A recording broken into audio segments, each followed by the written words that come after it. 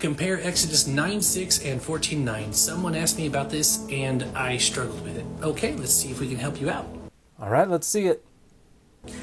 9:6 says, "And the next day the Lord did this thing. All the livestock of the Egyptians died, but not one of the livestock of the people of Israel died."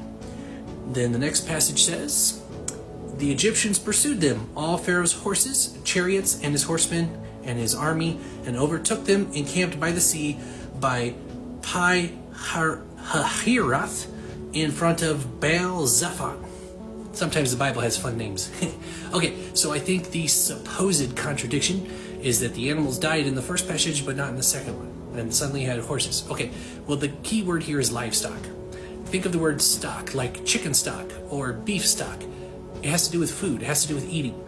No, it doesn't. Livestock uses the word stock in the sense of supply or store, because livestock refers to living things that are kept for use or for profit, for hide, for milk, for meat, for sale, or something like that. It has nothing to do with eating. And beef stock and chicken stock use the word stock in an earlier sense of the same root, which referred to fundamentally the trunk or root of a tree or something like that. And so the idea was this was the foundation, this was the origin, this was the source of this stuff. And so beef stock and chicken stock are stuff that are founded or originate in parts from these animals, whether chicken or beef. So stock doesn't have anything to do with eating. Stock means this is the origin, this is the source, or this is a supply or store for something. But this was not written in English. This was written in Hebrew. And so the word in Hebrew is mikneh.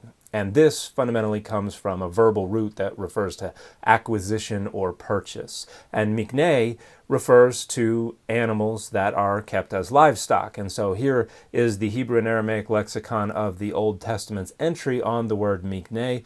You look almost halfway down, you see an M dash and a 2, mostly livestock as property, because this word can also be used to refer to land as property. And the types of animals that are included in the usage of mikneh would be cattle, sheep, flocks, camels, donkeys, beasts of burden, things like that. So it wouldn't really normally include horses.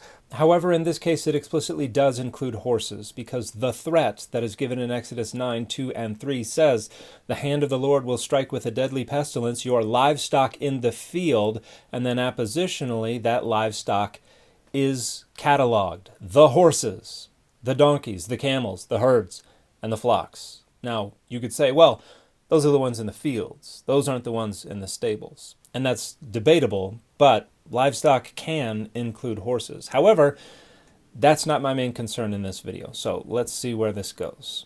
So the Egyptians had animals for food, whether you eat them or milk them. So it would be cows or chickens or goats or pigs. So yeah, they would have all those things. Those are the things that died. But their horses would have been kept safe in stables, probably not in the city directly. So the horses were spared, and probably just so God could show his power by drowning them in the Red Sea. So not so much a contradiction as some atheists think it is. This is not a particularly strong contradiction. I don't think that it makes much sense to include war horses within this designation of mikneh that were destroyed. But you don't even have to get outside of chapter 9 of Exodus to see a very clear contradiction regarding these mikneh, regarding the livestock, regarding the cattle. Because if we go to Exodus 9:6, we have all the mikneh of Mitzrayim, all of the cattle or the livestock of Egypt were killed. And then we get the next plague. And the threat is here. And now send and bring in all of your mikneh, all your livestock, all your cattle, and all that belongs to you in the field, every human and every beast which is found in the field that is not brought into its house, hail will fall on them and they will die. But wait, they already died in verse 6. Well, verse 19, they're back again. And then we got verse 20. And each that feared the word of Adonai from among the slaves of Pharaoh hurried his slaves and his mikneh, his livestock, his cattle, to their homes. And then we got verse 21. And those that did not place their heart upon the word of Adonai left their slaves and their mikne, their livestock, in the field. So this is the updated edition of the New Revised Standard Version. And on the next day the Lord did so. All of the Egyptians' livestock died, but none of the Israelites' livestock died. Okay, so they're all dead. Then we get down to verse 19. Send therefore and have your livestock, all of which are supposed to be dead, and everything that you have in the open field brought to a secure place. Every human or animal that is in the open field and is not brought under shelter will die when the hail comes down upon them. Those officials of Pharaoh who feared the word of the Lord hurried their slaves and livestock off to a secure place, but those who did not regard the word of the Lord left their slaves and livestock in the open field. So we don't need to go to Exodus 14. We can stay in Exodus 9 to see that the Egyptians magically have their livestock back. It was all destroyed in verse 6, but once we get to verse 19, it's all back again. That's a very clear contradiction. Now, people who wanted to weasel out of it could say, well, all the livestock of Egypt doesn't necessarily mean literally all. It could just mean half or 3/4. It could be hyperbole. It could be rhetoric. There are ways to weasel out of this contradiction for those of you who refuse to see that this is a contradiction, because you have dogmas that demand you dictate to the Bible what it is and is not allowed to say.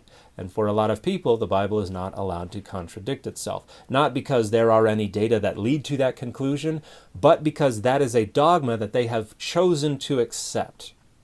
And here's a broader point, and this is not aimed directly at the content creator to whom I am responding. This is really just to anyone out there who might be in a position where they can think critically about these things.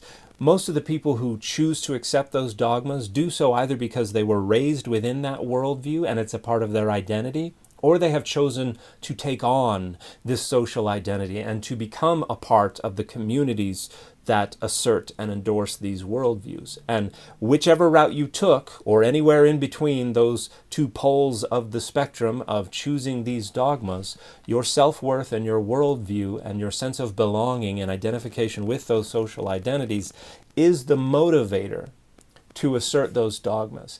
And you assert those dogmas because that's how you protect that sense of self-worth and that sense of belonging and identification with those social identities and that worldview.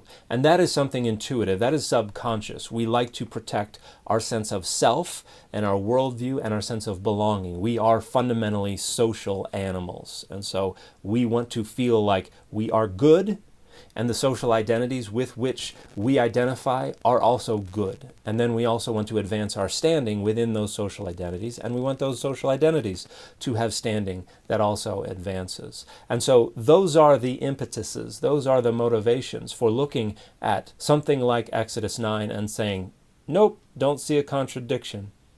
You've basically decided to say 2 + 2 = 5. Whether or not you are not totally convinced yet, you're going to say it equals 5 externally. You're going to tell others that it equals 5, and you're going to sit on the patio and sip your tea and think that the world has always been at war with Eurasia. And it didn't even take a whole bunch of rats threatening to chew your face off. It just took your sense of self and your worldview and your identification with these social identities. And what I want to say is, if you are among that group that is saying 2 + 2 definitely equals 5, I don't know where 2 + 2 = 4 people are getting off. That's definitely a 5. If you can be convinced, if you can be motivated to perform that identity marker in public, imagine what else the people with their hands on the levers of power within those social identities can get you to not see them getting away with. It's a lot, and a lot of people are being hurt by it. Learn to think critically and to Google competently. It's very, very important. It's a lot more important than whether or not all of the Egyptians' livestock were killed.